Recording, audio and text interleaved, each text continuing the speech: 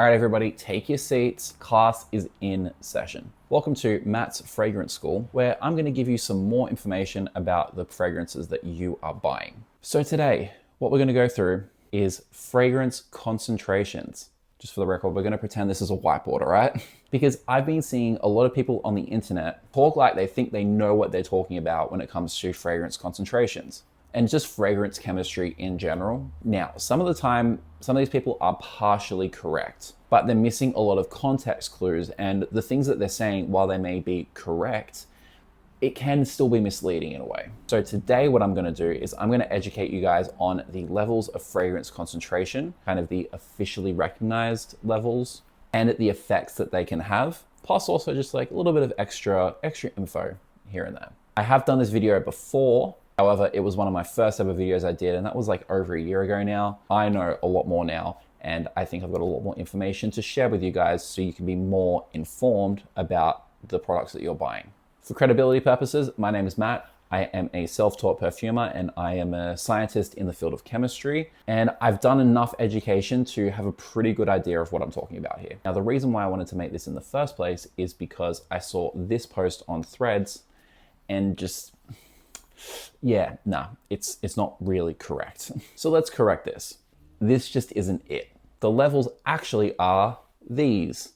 This is what is officially recognized. However, there is actually no rules around needing to classify your fragrances as any of these particular concentrations. We'll find there's fragrances that don't actually do this, but it is common courtesy to do it. It gives your consumers a good idea of what they're purchasing, and just it's common courtesy.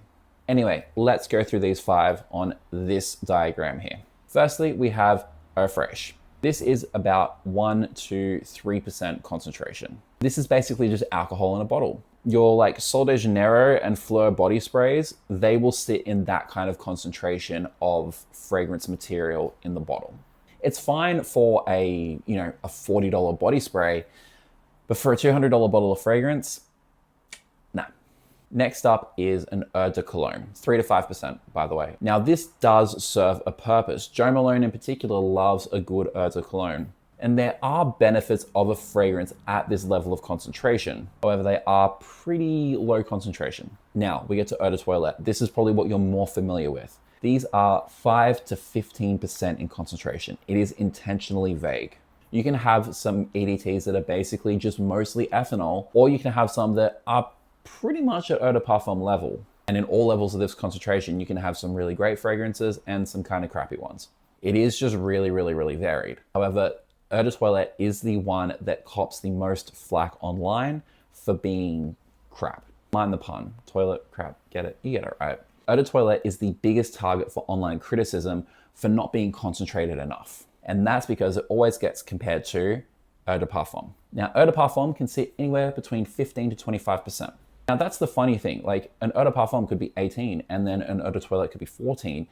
Chemically, there's not really that much difference between them, but Eau de Toilette still gets a lot more flack.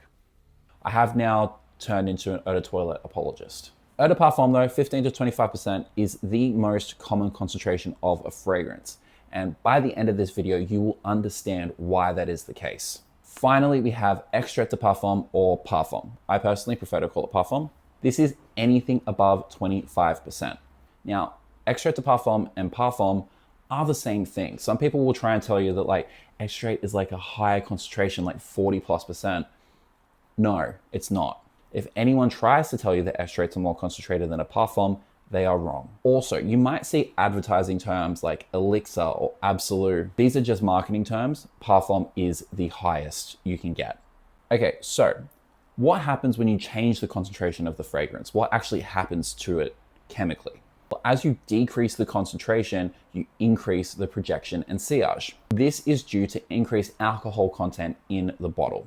So when you spray it, it evaporates quicker in the air and carries the fragrance into the air, getting more evaporation over a quicker time frame. What this does do, however, is reduces your longevity. However, this is marginal. So when people say that EDTs don't last as long as EDPs, they're kind of right, but it's not going to be a difference of like 5 hours for an EDT compared to an EDP if they would have the same formula.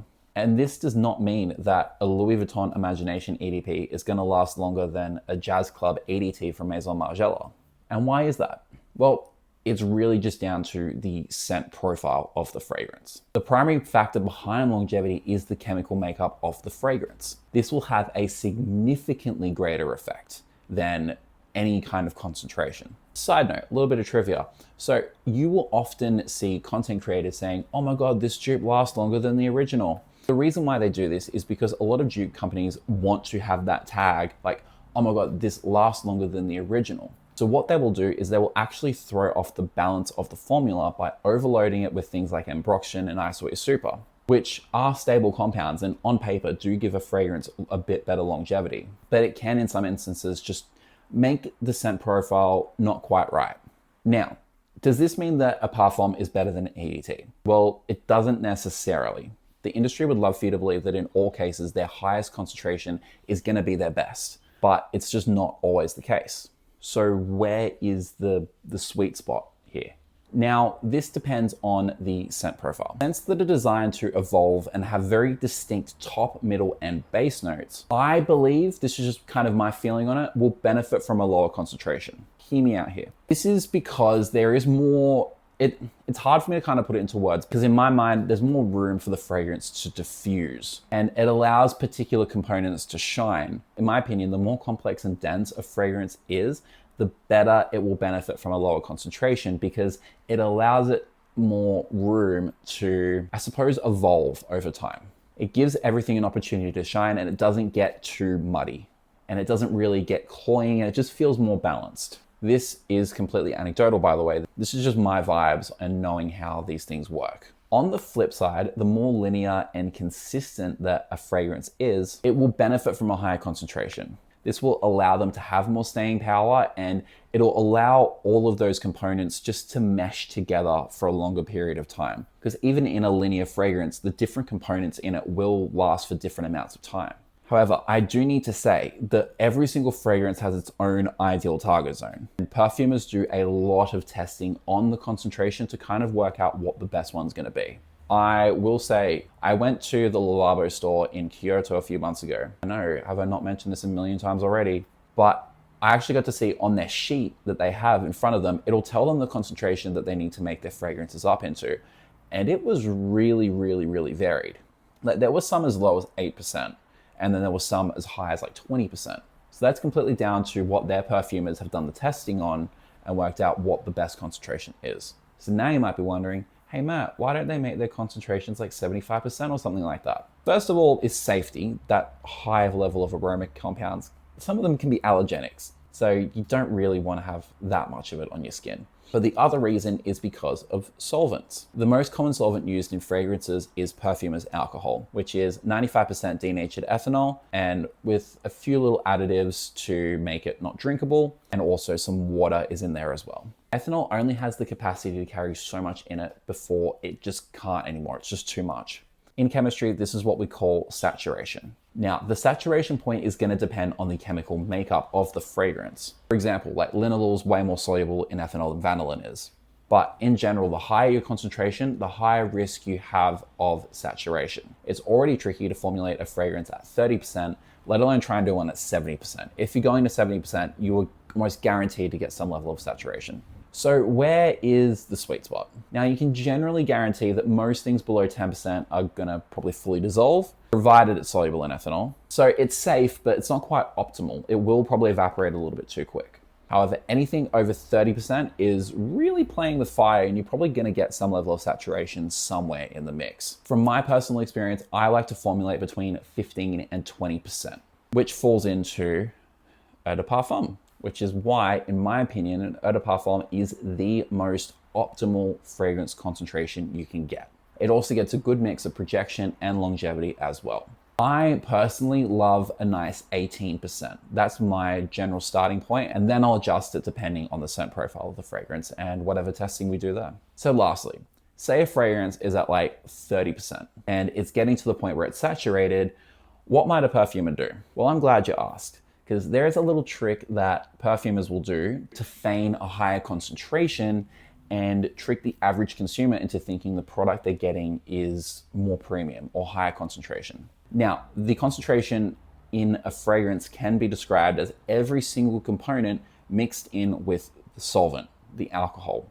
But alcohol isn't the only solvent used in perfumery. Now, compounds like triethyl citrate, dipropylene glycol, or benzyl benzoate are often used in conjunction with the alcohol to help dissolve things that aren't necessarily super soluble in alcohol. However, some perfumers will count these as part of their fragrance concentrate and not as solvents. So you may have a fragrance concentrate that is, 20 to 30% dipropylene glycol or triethyl citrate and not actually contributing anything to the scent of the fragrance. One fragrance that is notoriously guilty of this is Baccarat Rouge. Now, I haven't got my hands on a GCMS for this particular one, but from what I have heard anecdotally within the industry is that it's a pretty high percentage of dipropylene glycol.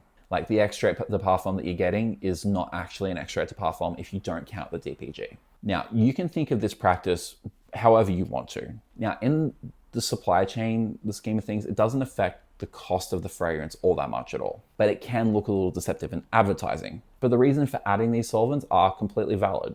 But anyway, the takeaway from today, 5 levels of fragrance concentration, and in my opinion, the best is eau de parfum, anything at a 15 to 20% concentration. Now, if you have any questions at all, anything you're not sure about, anything you want clarification on, please let me know in the comments. I'm happy to answer any questions, whether it's in another video or if I just reply to your comment.